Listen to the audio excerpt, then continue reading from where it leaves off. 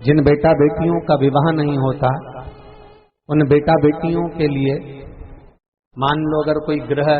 ऐसे हो गए कि भाई संबंध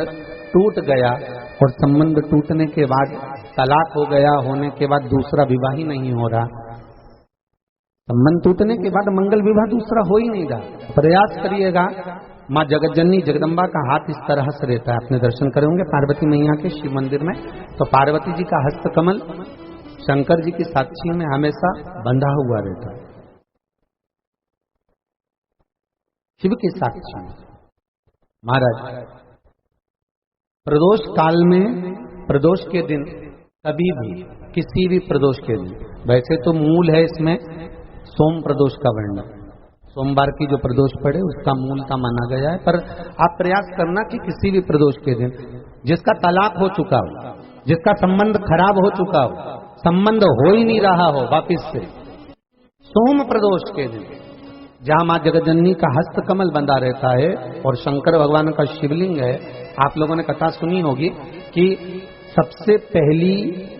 यज्ञोपवीत संस्कार, सबसे पहला यज्ञोपवीत संस्कार किसका हुआ था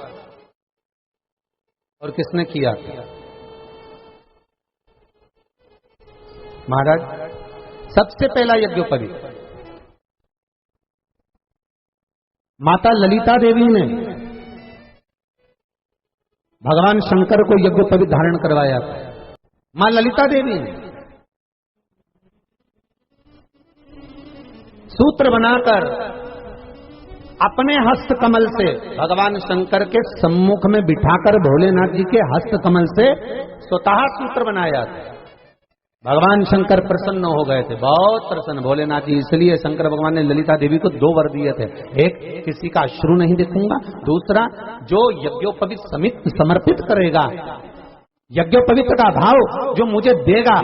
उसके जीवन में बाधाओं को हर लूंगा। इसलिए आज भी हिंदू धर्म में देवताओं को जो यज्ञोपवीत चढ़ाया जाता है वो उलझा हुआ नहीं होना चाहिए। देवताओं को जो यज्ञोपवीत चढ़ता है उसको सुलझा कर चढ़ाया जाता है,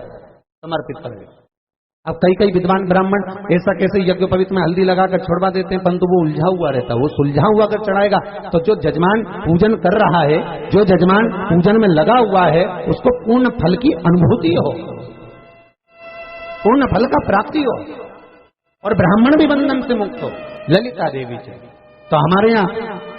भौम सोमवार का जो प्रदोष हो, उस प्रदोष के दिन जिसका मंगल विवाह नहीं हो रहा है, सारी तकलीफें झेल रहे हो, बहुत कष्टप्रद हो, तो माँ का जो हस्त कमल है उस हस्त कमल से लेकर शंकर भगवान के शिवलिंग तक एक कच्चे सूत की धार बनाई जाती है। महाराज 6 धार कच्चे सूत की बनाई जाती है। यहाँ शंकर भगवान का शिवलिंग है, यहाँ माता का हस्तकमल है, हस्तकमल से चालू होकर शिवलिंग, शिवलिंग से चालू होकर हस्तकमल, ऐसी 6 धार बनाई जाती है महाराज। और धार बनाकर उस धार पर माखन का लेपन किया जाता है भगवान शिव को। जैसा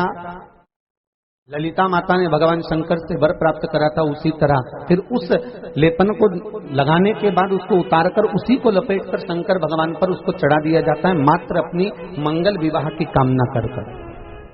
अगर कोई कुंवारी अवस्था में कर रहा है तो उसमें हल्दी लगाए, और अगर कोई शादी होने के बाद, संबंध टूटने के बाद दूसरी शादी के लिए कर रहा है तो उसमें हल्दी ना लगाए, बस इतना अंतर रहता है।